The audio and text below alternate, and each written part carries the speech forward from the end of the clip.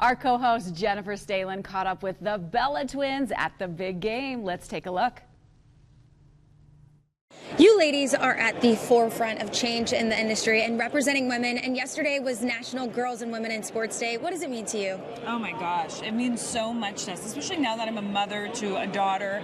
Nikki and I, we always felt our purpose was to inspire people, and by living our lives on reality television and with the podcast, showing everyone that life is really hard. You don't need to be perfect to get things, but all you can do is your best. So being able to be those role models for young girls and women, it means it's a lot. Yeah, and I think it's so cool that they have a day that honors and recognizes women and girls in sports, and I think it's so important, especially to our younger generation, to showcase women that are inspiring and motivating, but also to showcase how hard it is for a girl and how they feel when they're labeled certain things, like run like a girl. I thought that campaign was so cool when people would mock how it looks and they would just run normal.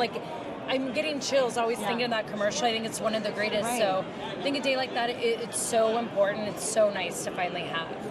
When you talk about the younger generation, about not being in a box, you ladies truly don't do that. You're smart, you're beautiful, you're talented, business women. What advice would you give to women out there who feel like they have to stay in their lane?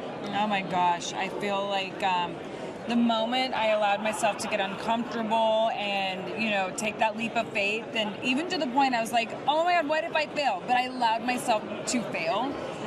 It changed everything in my life. And I feel like at a young age, we're kind of told what we should be doing as, girls turning into women. And I think it's nice to take that moment and find out who you really are. And the leap of faith's the biggest thing. Nikki and I did it, and look where we're at now. I agree. And I think, one thing that I've had to learn so much, and it's helped me stepping into this new era, is do what sets your soul on fire. Don't care about what other people think. I think we get so stuck at times worrying, well, people are going to think of this. No, if you feel it inside, go do it. It's funny because a lot of people be like, oh, she's going through a midlife crisis. It's like, no, I'm finally in an era doing what I want to do. And you all think it's this when it's actually, I'm just in another era doing so many things. So like Brie said, and I've heard this a lot, get uncomfortable.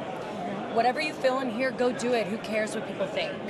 And I want to talk about fashion because you guys are style icons. How did you find your unique style?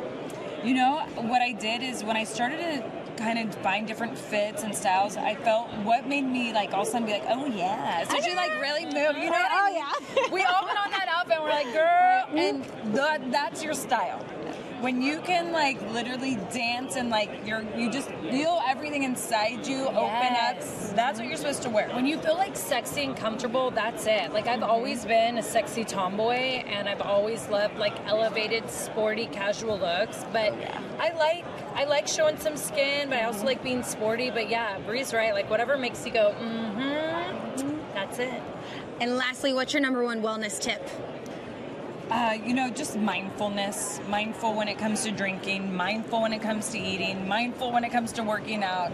I think sometimes we get too strict and we have too much information, but mindfulness is just a perfect word just for everything you do in wellness. Yeah, absolutely. And focus on longevity. Sometimes we want quick fixes. It's all about longevity, and the more you can focus on that, the better off you'll be. Amazing. Thank you.